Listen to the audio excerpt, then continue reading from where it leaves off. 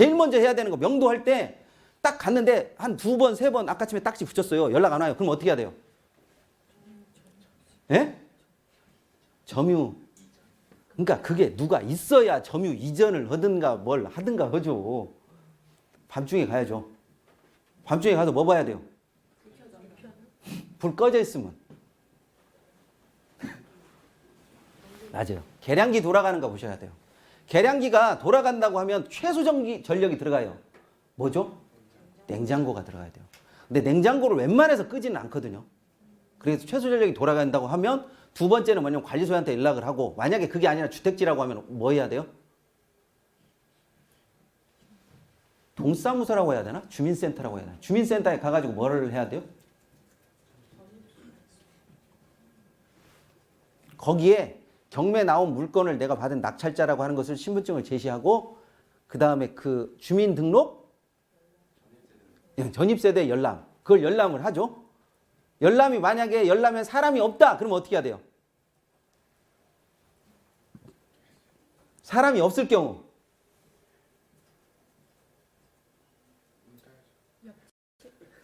뭔 옆집이요? 언제부터 그렇게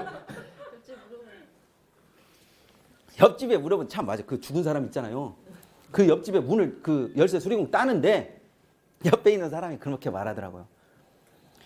아, 밤이나 낮이나 뭐 이렇게 사람이 쳐들어갖고 와서, 그리고 그 개는 진짜 뭔 신기가 있나 막 개가 끊임없이 짖는데 탁 때리면서 넌 왜 이렇게 짖었어? 하면서 막 그 개를 안고 막 그러더라고요. 옆집 별로 그렇게 관심 안 가지고, 사람이 죽어서 그렇게 냄새가 디글디글 나는데 막 눈알이 폭 파여가지고 막 벌레는 아니지만 그런 경우도 있다라는 거죠. 그런 경우도 있어요. 그러니까 만약에 제일 사람이 없고 만약에 그렇게 됐다 그러면 관리소 가가지고 여기서 주민등록 전입세대 열람이 아무것도 없다, 빈집인 것 같다 해가지고 그 사람 소장 한 명만 있으면 안 돼요. 나 소장, 그 다음에 뭐야? 직원 하나 더 끌고 와가지고 세 사람 입회하에 문 따는 거예요. 문 따는 거예요. 그리고 이제 그때 이런 건 안 되는데 하면 예전에 내가 죽은 사람을 한번 봤다 뭐 이런 식으로 해서 따라 해가지고 따요. 그래서 만약에 사람이 없고 그 쓰레기 같은 거 있다 그러면 일단 쓰레기는 놔두고 뭐냐면 제일 먼저 해야 되는 게 뭐죠? 시건장치를 바꿔버리고 오세요. 그리고 이제 나머지는 처리하시면 돼요. 계속 시간을 그렇게 허비할 수는 없는 거잖아요. 사람이 있다 그러면 어떻게 돼요? 사람이 있는데 계량기가 안 돌아간다. 연락처도 없다. 옛날로 치면 그게 뭐죠? 주민등록 말소고, 요새는 거주 불분명자 등재란가? 등록인가? 뭐 아무튼 그게 있어요. 예, 거주 불분명자. 그러면 바로 그 사람한테 연락을 하고 주민등록상에 연락을 했던 그 연락처로 연락을 해봐요. 연락을 해서 14일 동안 연락을 2-3번 해가지고 안 됐다고 민원인이 신청한 그 14일 이내에 만약에 안 된다고 하면 뭐냐면 거주 불분명자를 취소해버려요. 우리말로 하면 주민등록 말소죠. 말소가 되면 아까와 똑같은 방법으로 따시면 돼요. 이게 제일 빨라요. 그 다음에 이제 만약에 사람이 나타났어. 누구요? 하고 나왔어요. 어떻게 하실 거예요? 들어보고, 그 사람 얘기 쭉 들어보고, 이 사람이 내가 새로운 낙찰자니까 이 사람한테 사실을 주지시키고, 그 다음에 당신이 선택할 수 있는 비용이 있다라든지, 그리고 이제 만약에 이런 경우가 생겨요. 아파트 같은 경우는 내가 낙찰을 딱 받자마자 막 소문을 내다 보니까 그 집 누구 줘 뭐 이렇게 해가지고 임차인이 나온 경우가 생겨요. 내가 사는 건 아닌데. 그런 경우는 어떻게 해야 돼요? 당신이 언제까지 나가면 내가 이사 비용을 어느 정도는 지불하겠다. 이사비는 법에 근거 있는 돈이요, 없는 돈이요? 없어요. 없기 때문에 얼마를 주든 간에는 만약에 거의 몇 평이죠? 40평. 그 이사비는 어느 정도로 책정하는 게 가장 합리적인가요? 제가 말했지만 합리적인 근거가 필요하잖아요.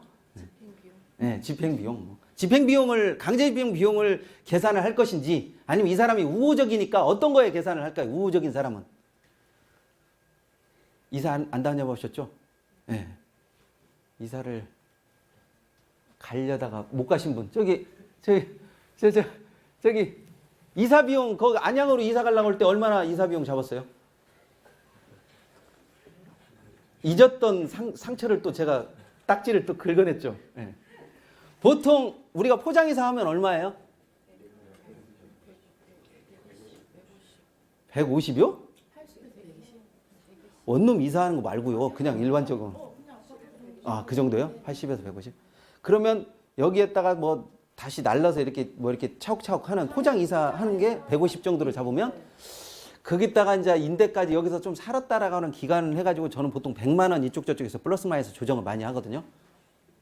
그렇게 해서 그러니까 포장이사 비용이 방금 말씀하신 것처럼 100만 원입니다. 여기 있는 짐을 싹 다 하셔도 100만 원인데 제가 그거랑 해가지고 뭐 언제까지 비워주시면 30만 원을 더 하시겠습니다. 근데 여기에도 팁이 하나 있어요. 100만 원을 기준으로 했다고 했잖아요. 이번 주까지 가시면 50만 원. 이 길을 넘기게 되면 제가 30만 원밖에 못 드려요. 그러면요. 사람이라는 게 꼭 50만, 150만 원을 채워서 받고 싶은 그 심정이 있기 때문에 그걸 지키더라고요. 조금 그런 식으로 해서 하시면 되고요.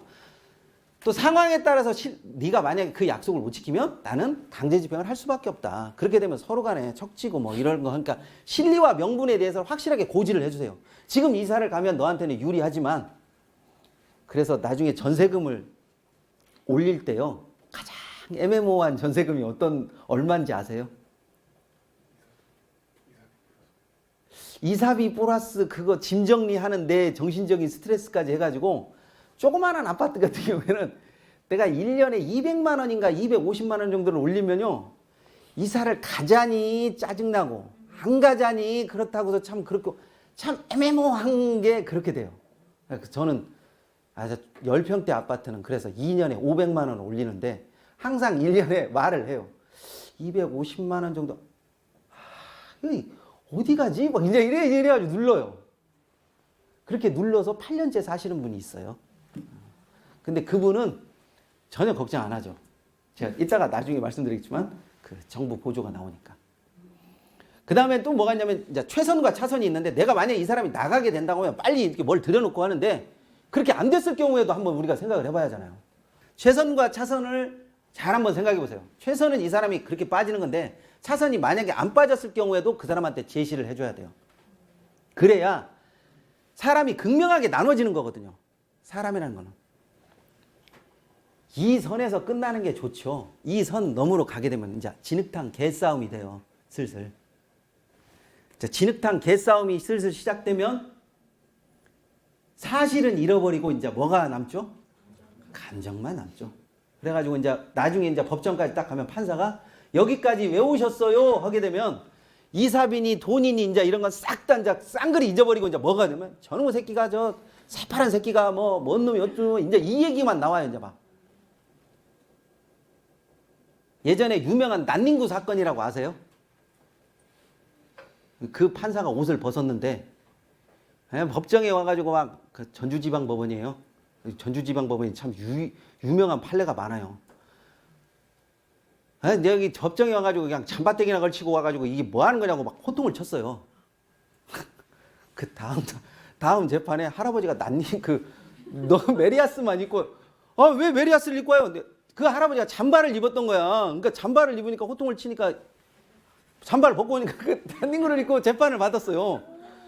2015년 가장 웃긴 사건이 그게 이렇게 등재돼가지고 그 판사가 옷 벗었어요. 진짜로 요새는 판사도 그렇게 되는 경우가 있어요. 잠깐 쉬었다가요. 명도 말고 또 그거 다른 거 얘기를 하겠습니다.